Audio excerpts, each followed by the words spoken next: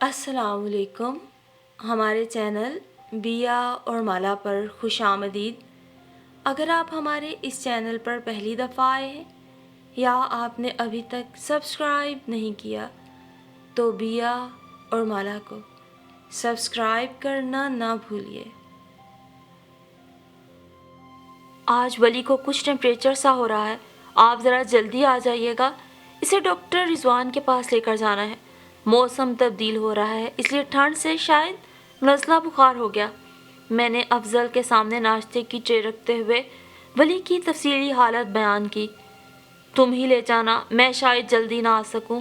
Inspection की तैयारियां हो रही हैं, अब तो मुश्किल ही है वक्त निकालना। अफजल ने बड़ी ही खूबसूरती से सारी जिम्मेदारी मुझी पर डाल दी। 24 घंटों में से फौजी आदमी का अपने लिए कोई वक्त मुकर्रर नहीं होता। कुछ पता नहीं, खाने के लिए बैठे हों तो बुलावा आ जाता है, बास मरतबा सोने की तैयारी हो रही होती है तो यूनिट का आदमी आ जाता है बुलाने। इसीलिए उनकी ड्यूटी की नौयत को समझते हुए मैं खामोश रही। मुझे खाने की तैयारी भी करना थी। कितना मुश्किल हो जाएगा मेरे लिए घर से निकलना, ये सोचते हुए मैंने जल्दी जल्दी बच्चों की बिखरी चप्पलें और कपड़े समेटे। वली उठेगा तो डिस्प्रोल सिरप तो घर में मौजूद है, वही पिला दूंगी।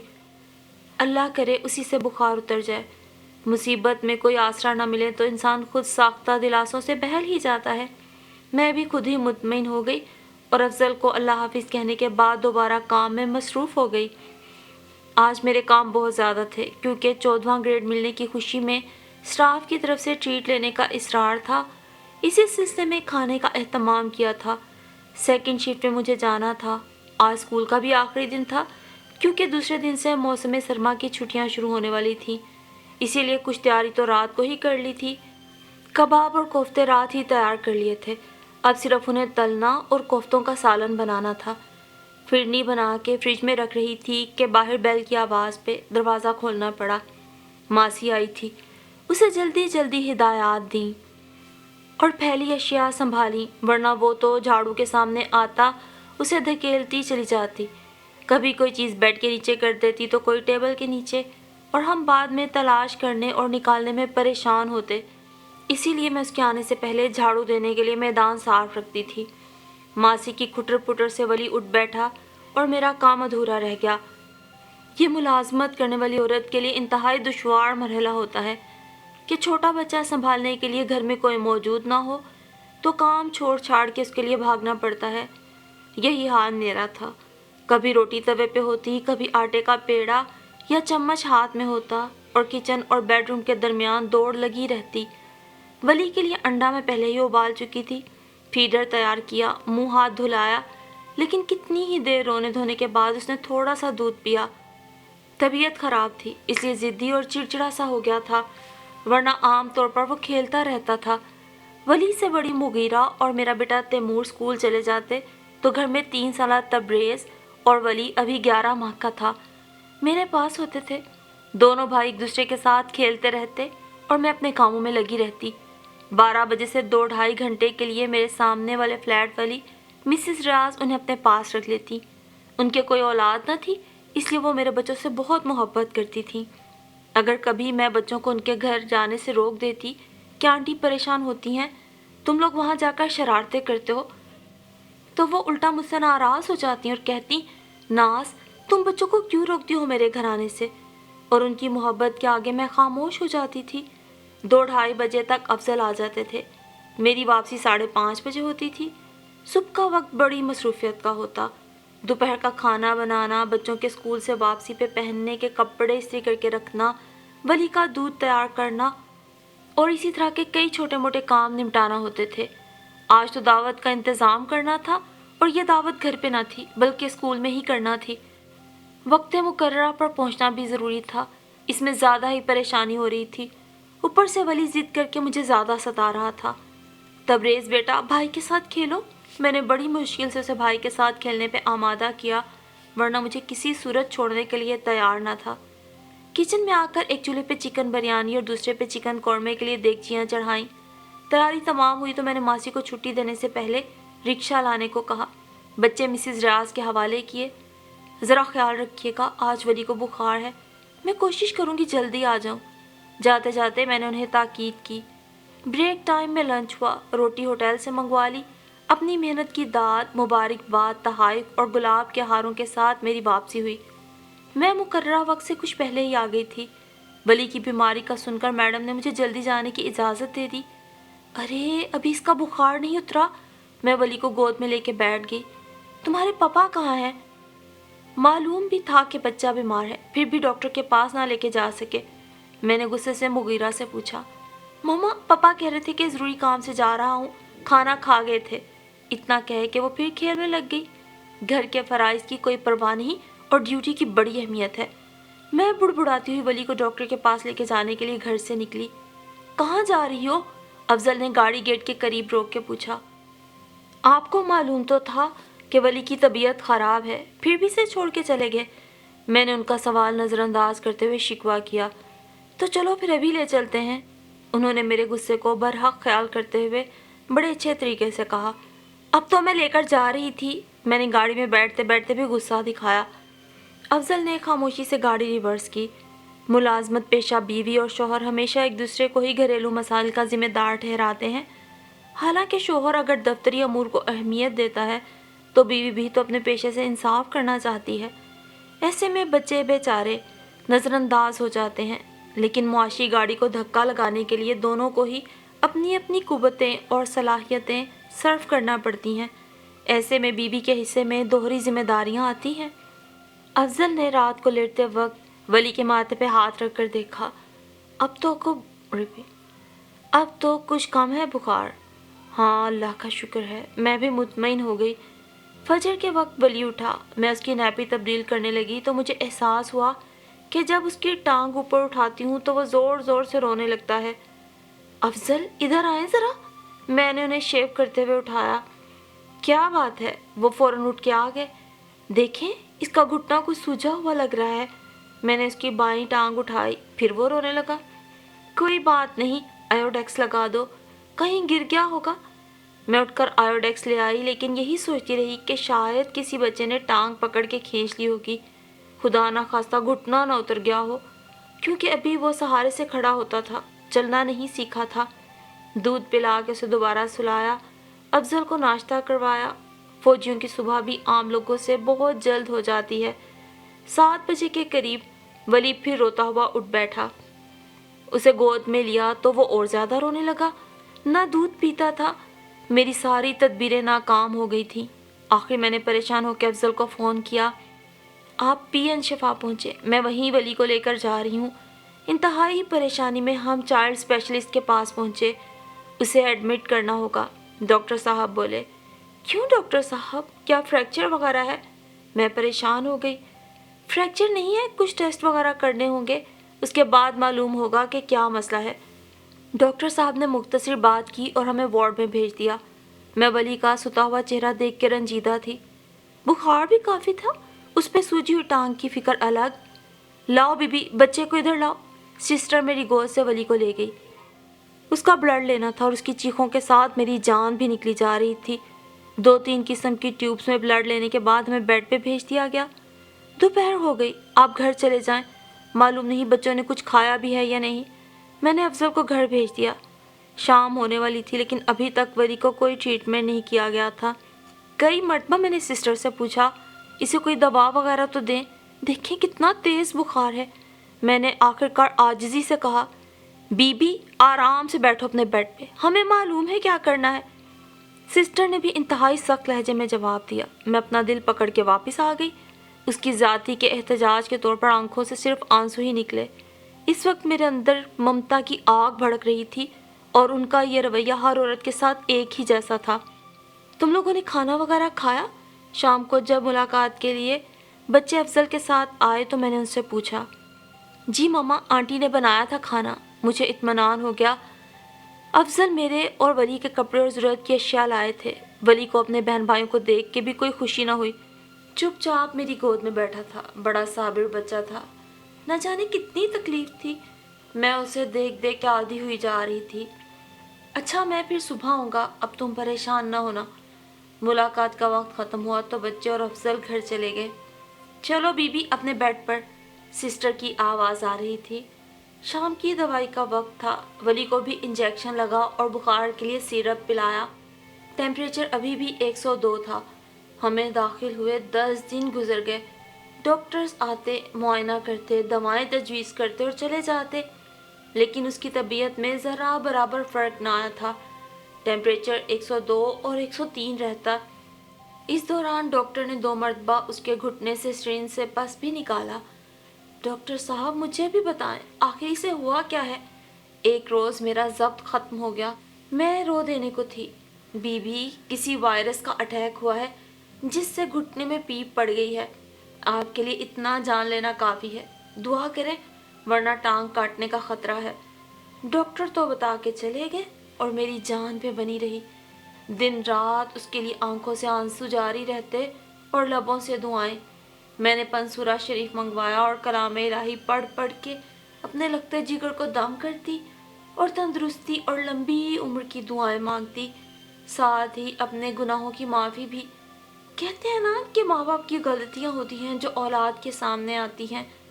अजियत तो बहरहाल माँ बाप को ही उठाना पड़ती है। घर और बच्चों को मैं यकसर भूल चुकी थी। मेरा दिल तो अपने नन्हे जिगर गोशे में अटका हुआ था। बच्चों की बीमारी में परेशान माँओं का अजीब हाल था। एक तरफ तो वो अपने दिल के टुकड़ों की सेहत के लिए फिक्रमंद, तो दूसरी तरफ सिस्टर्स और स्टाफ की डांट फटकार और रवैये से दिल बर्दाश्त था।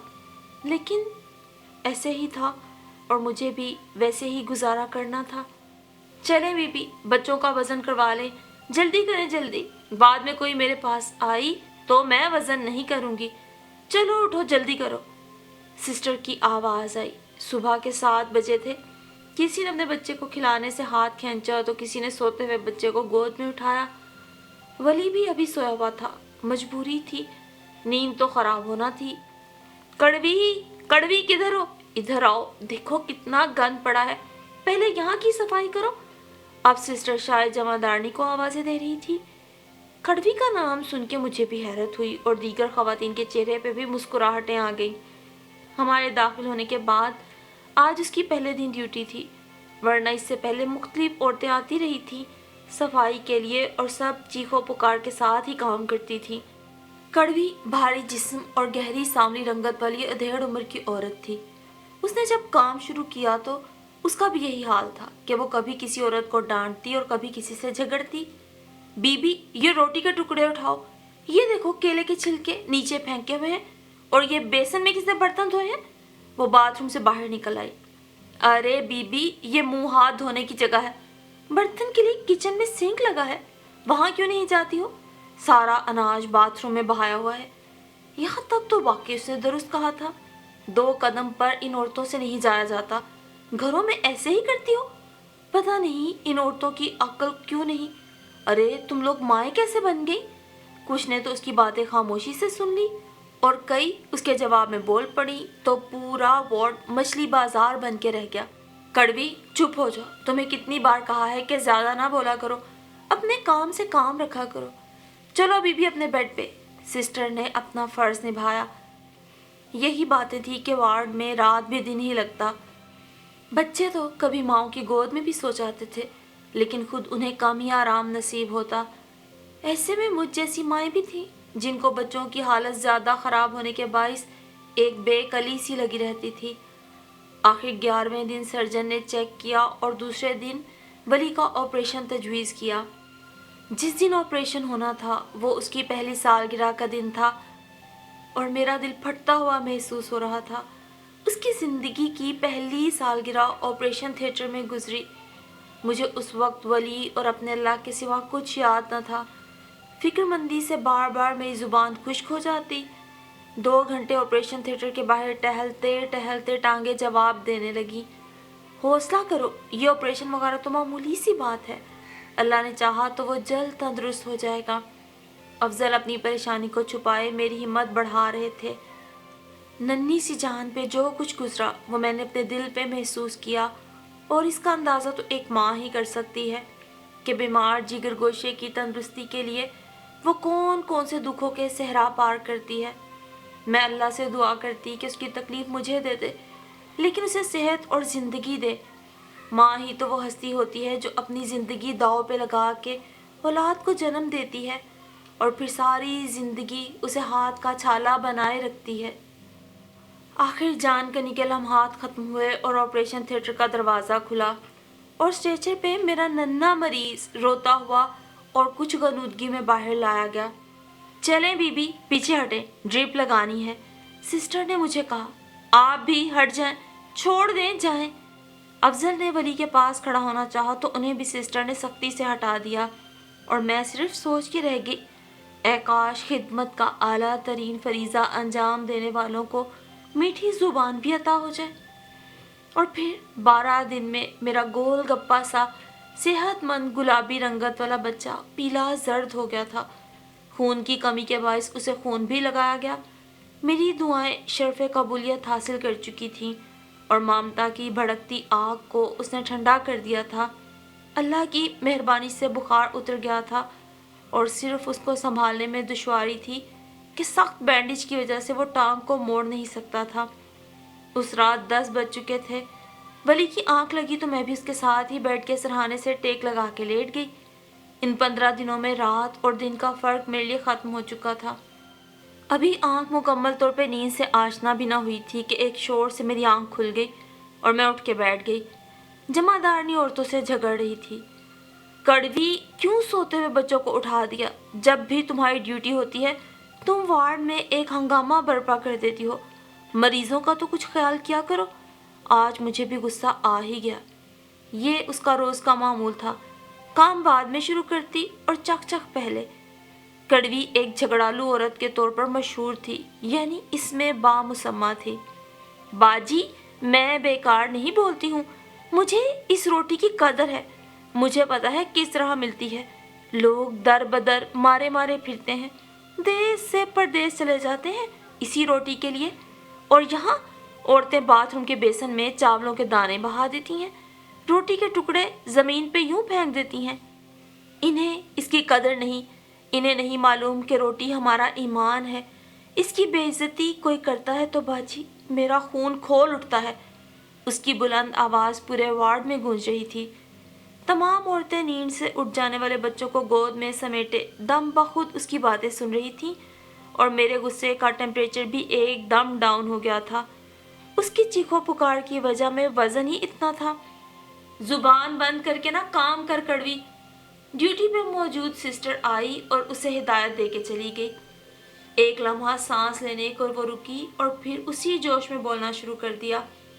تم لوگوں کو نا میری باتیں تو بری لگتی ہوں گی، چلو آج تمہیں میں بتاتی ہوں کہ میں یہ کیوں بولتی ہوں۔ باجی، میں ہندو ہوں، نام میرا کاوڑیا ہے، پہلے ایسے ہی نام ہوتے تھے، جو بگڑ کے کڑوی ہو گیا۔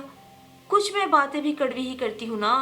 میں چھوٹی سی تھی جب سے اپنی ماں کے ساتھ لوگوں کے گھروں میں کام کرتی ہوں۔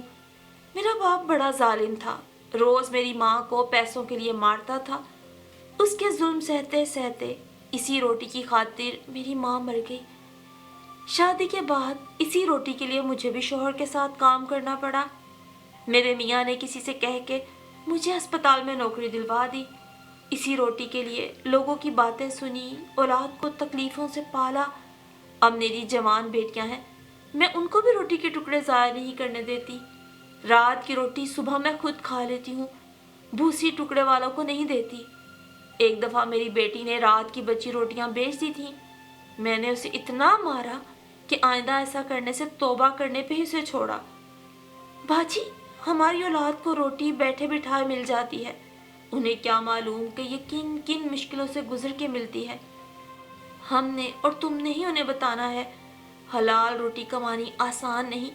یہ غلط کام، روٹی کی بے ادبی، رزق کی بے حرمتی حرام کھانے والے کر رہے ہیں، ان کی دیکھا دیکھی ہم حلال کھانے والے بھی ایسی ہی بے قدریاں کر رہے ہیں۔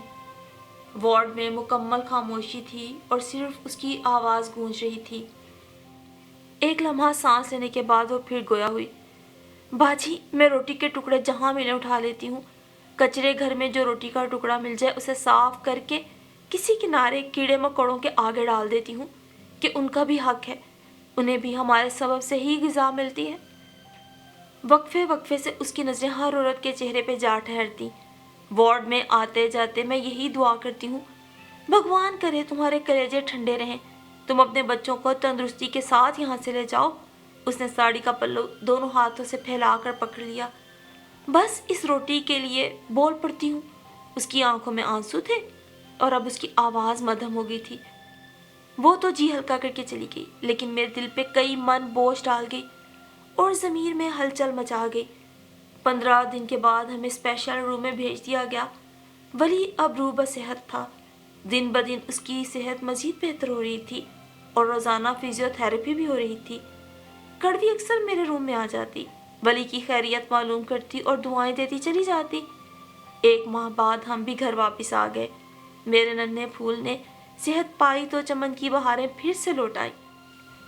लेकिन उस हिंदू औरत ने आ गई का ऐसा दर्द वाकिया कि अब जब भी बची हुई रोटी नजर आती है तो कड़वी का चेहरा आंखों के सामने आ जाता है और लगता है जैसे वो मुझसे पूछ रही हो, क्या रोटी फेंकने की चीज़ है? और मैं उसे अपने खाने के लिए रख लेती हूँ। हो सकता है ये कहानी आपके लिए आम सी कोई कहानी हो, लेकिन ये मेरी ज़िंदगी का एक बहुत बड़ा सबक थी और मेरा दिल किया कि मैं आप सब से भी अपनी कहानी शेयर करूं। हो सकता है मेरी तरह और भी कोई कड़वी की बातों से ज़िंदगी का ये अहम राज और सबक सीख सके। नाज और कड़वी की ये कहानी हमारे लिए एक बहुत अहम सबक लिए हुए है और हमारी अल्लाह के हजूर दुआ है कि वो हमें रिज़्क़ हलाल कमाने और रिज़्क़ हलाल की सही मायनों में कदर करने की तौफीक अता फरमाए। आमीन सुम आमीन।